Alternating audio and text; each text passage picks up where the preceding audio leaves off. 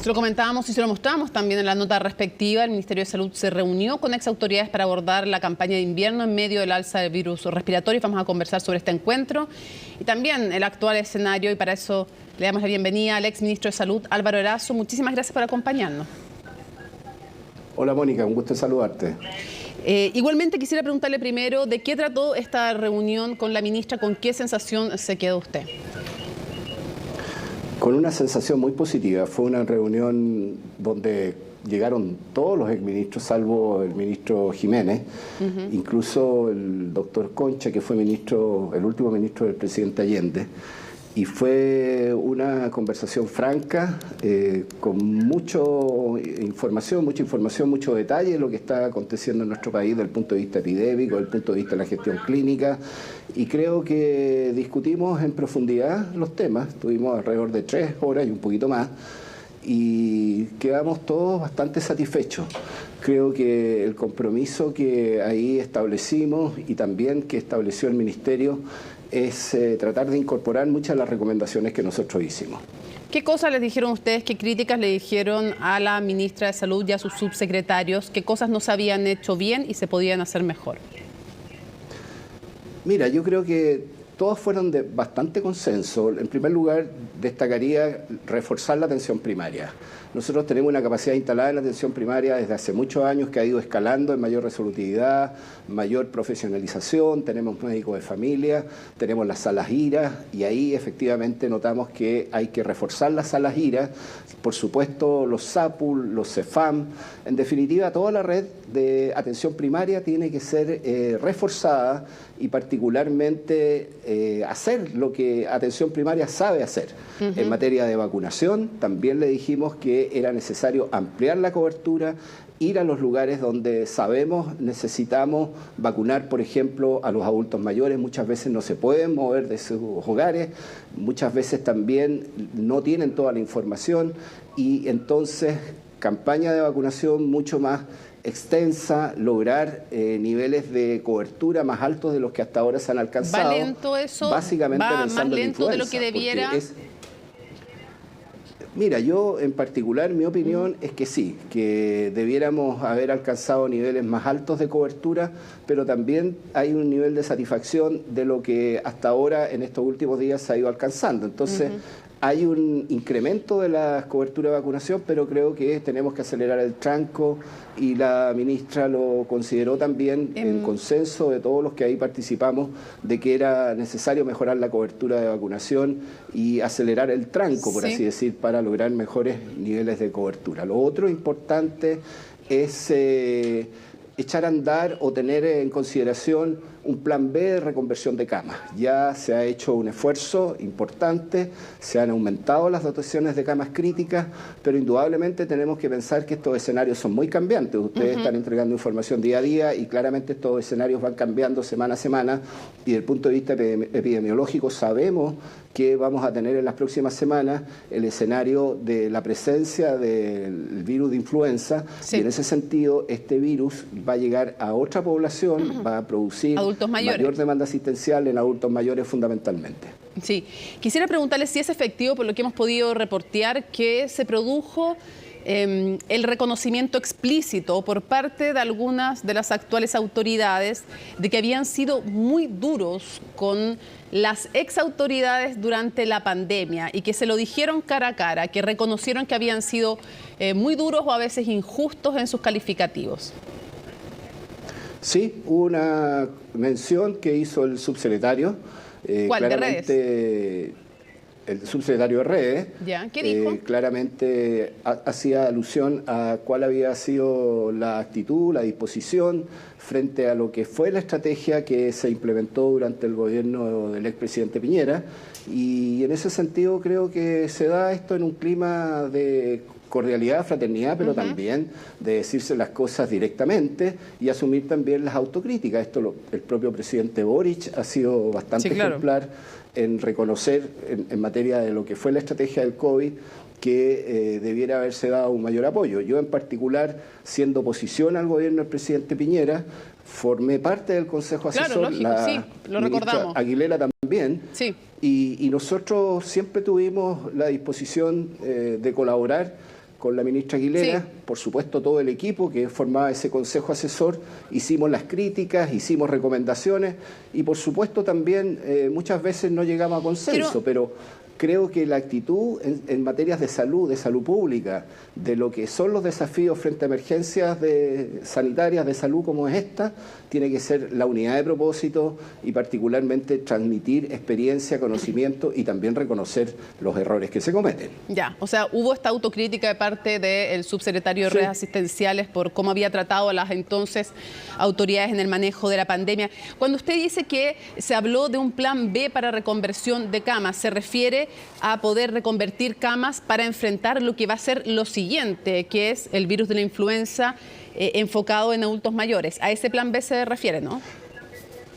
Exactamente, ahí tuvimos la oportunidad de compartir datos, también de la experiencia internacional. Hemos hecho mención que vamos a estar en presencia probablemente de lo que pasó en el hemisferio norte, de una triple epidemia que vivieron en el hemisferio norte. Estados Unidos es un ejemplo de aquello, que se juntaron, por así decir, el virus de la influenza, el virus del COVID y también el del virus sincicial respiratorio, que como en el caso de Chile ha tenido un incremento progresivo y que ha duplicado 10 veces las cifras que se tenían del virus sincicial, de tal manera que la conclusión es que en los últimos 15, 20 años no se había visto un incremento tan fuerte, con tal magnitud y particularmente afectando a menores de un año. Sí, y en ese sentido, la estrategia tiene que ser mucho más combinada ahora con reconversión de camas de adultos y estar preparado para aquello. ¿Y eso implica ampliar las camas o que las que se vayan desocupando de niños se van a reconvertir para adultos pensando en influenza, o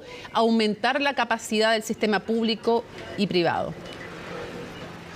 Bueno, hay que utilizar las dos estrategias, pero como usted sabe, nosotros tenemos hospitales pediátricos y por supuesto algunos hospitales que son de adultos y niños. Ahí es más fácil la reconversión y también se habló de contar con un centro que sea básicamente resolutividad de alta complejidad, o sea, camas UCI, camas intermedio, de tal manera que, al igual como se hizo en el COVID, tengamos un centro de derivación de alta complejidad. Estos son temas que, por cierto, los van a tratar, a analizar las autoridades. Nosotros actuamos solamente aportando ideas, recomendaciones, y el Ministerio tendrá que ver en función de sus recursos, en sus capacidades técnicas y de recursos humanos, que son fundamentales para esta etapa, si es factible de implementar esto en los próximos días y semanas. A su juicio, las actuales autoridades, con la información que se tenía del hemisferio norte, el manejo de datos, la vigilancia epidemiológica, ¿llegó bien con los esfuerzos para enfrentar esta crisis sanitaria o llegó algo tarde? Mira, en función de lo que hemos escuchado y que entiendo y me imagino, digamos, que está todo documentado. El plan partió en los primeros meses de este año, el plan de emergencia, de enfrentamiento del escenario de campaña invierno, y en ese sentido se han ido cumpliendo las etapas. Ahora, siempre es posible mejorar, indudablemente. Si tú analizas lo que pasó con el COVID, también hubo muchas críticas y en este caso también han habido errores que podrían haberse evitado, pero eso ya tiene que ver más con temas de forma. Los temas de fondo son básicamente que necesitamos contar con más camas. Entiendo también de que se han identificado esos recursos, que se van a contar con más camas UCI y particularmente la reconversión, que es la primera estrategia. Ellos han planteado, las autoridades del Ministerio, que esta es un crecimiento escalado, que en función de los requerimientos se van ampliando, se suspenden las cirugías y así progresivamente. ¿Pero cuáles son los errores a su juicio que se han cometido en este manejo sanitario de esta crisis? Yo creo que de comunicación de riesgo. Creo que básicamente ha faltado una comunicación de riesgo más efectiva en materia de vacunación. Creo que deberíamos haber sido más insistentes en contribuir a que las personas se informen en detalle de lo que significa una vacunación que previene una enfermedad tan severa como puede ser una neumonía, en el caso de la influenza, un compromiso respiratorio en los adultos mayores y la vulnerabilidad que se tiene cuando no se vacuna.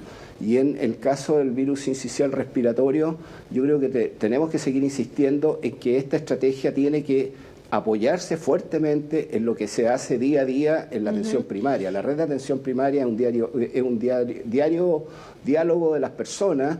Colectivamente la gente va asumiendo que la puerta de entrada al sistema es la atención primaria, pero tenemos que ponerla como un elemento que da fortaleza, que da confianza, que es resolutivo, que tiene salas de ira, que tiene kinesiólogo, que tiene aporte de oxígeno. Si un niño necesita una hospitalización abreviada, ahí hay aporte de oxígeno, y por ende la primera puerta de entrada a la que tiene que concurrir la persona, la familia, con su niño, es justamente la atención primaria, y eso es materia también de comunicación de riesgo. Después de habernos dicho en CNN Chile el subsecretario de redes asistenciales que se estaba derivando por alerta sanitaria y por ley de urgencia casos a la clínica Las Condes, fue desmentido por este centro asistencial. Hoy día volvió a insistir en que había derivación por ley de urgencia, tanto en su conferencia de prensa como dentro de la Comisión de Salud. Clínica Las Condes lo desmiente, dice que el último traspaso por ley de urgencia fue en noviembre del año pasado y recién el sábado hubo un traspaso por ley de urgencia. Después de aquello y del reconocimiento de que no se llamó a Clínica Las Condes en el caso de Mía, ¿cuál es su evaluación, juntando además la gestión de esta emergencia?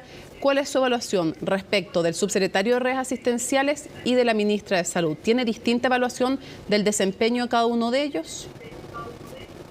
Indudablemente que cada persona es evaluada individualmente. Ahora, yo creo que lo que está aconteciendo con este ir y venir de información que es confusa o a veces contradictoria, hay una auditoría en marcha. Las auditorías sanitarias, cuando hay el caso lamentable, triste de un fallecimiento como la niña que falleció esperando una cama que finalmente no llegó, indudablemente que nos exige esperar toda la información, transparencia absoluta, porque estos temas no se pueden esconder ni se pueden relativizar. Ahora, respecto al uso de la ley de urgencia, la ley que permite una derivación sin incluso intermediación del Ministerio. Desde el punto de vista de lo que es procedimiento administrativo, cualquier persona puede concurrir a un centro asistencial público o privado de Fuerzas Armadas si tiene una emergencia sanitaria, si por falta de atención médica tiene riesgo vital o puede quedar con secuelas graves, así lo establece la ley, puede concurrir a un centro asistencial. Así que lo que dice la clínica Las Condes, no voy a entrar en polémica, me llama la atención porque cualquier persona, FONASA, ISAPRE, quien sea, frente a la carencia o a un problema de acceso a una atención de urgencia, puede concurrir a un centro asistencial cualquiera sea, en cualquier lugar geográfico del ellos país. No contradicen, Ahora, no contradicen aquello. Lo que están diciendo es que no es efectivo que les hayan derivado por ley de urgencia desde el Ministerio, que la última vez se produjo en noviembre del año pasado. Están precisando las fechas respecto a lo que decía el subsecretario de redes.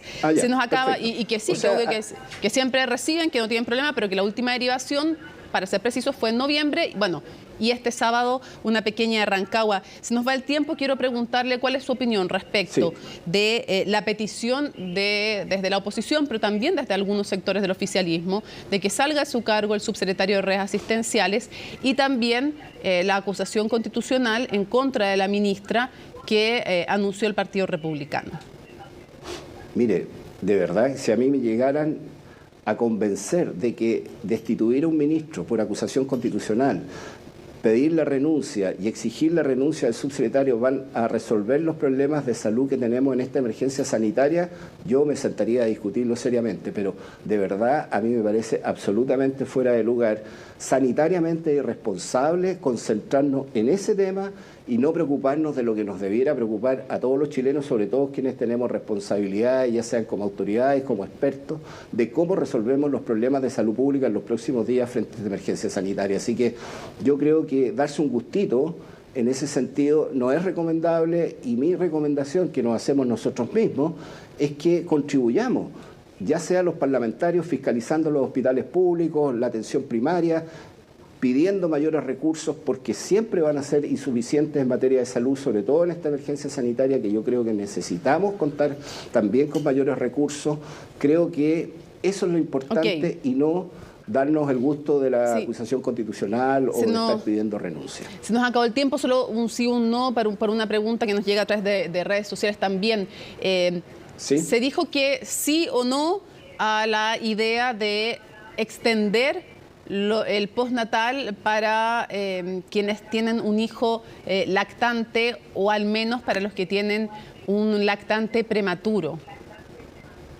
Fue incorporado en la discusión, hay disposición y bueno, el gobierno tiene que tomar la decisión en conjunto con el Ministerio del Trabajo, el Ministerio de Hacienda, pero nuestra opinión es que sí es recomendable extenderlo, particularmente porque esta población que está de 2, 4, 6 meses es más vulnerable porque están con menos capacidad inmunitaria y por ende es preferible alargar este postnatal por lo menos hasta fines de agosto, periodo en que más o menos duran los periodos críticos en materia de restricción vehicular y emergencia desde el punto de vista ambiental. O sea, creo que desde el punto de vista de la vulnerabilidad de nuestra población infantil, que está siendo fuertemente atacada, sobre todo los menores de 1 año, tiene plena justificación y yo espero que en estas materias el gobierno haga y actúe con eficiencia y sobre todo con sentido de equidad, justicia social para nuestra población. Le agradezco muchísimo que nos ha acompañado en CNN Prime. Que tenga muy buenas noches. Chao, muy buenas noches. Chao, Jiménez, Mónica.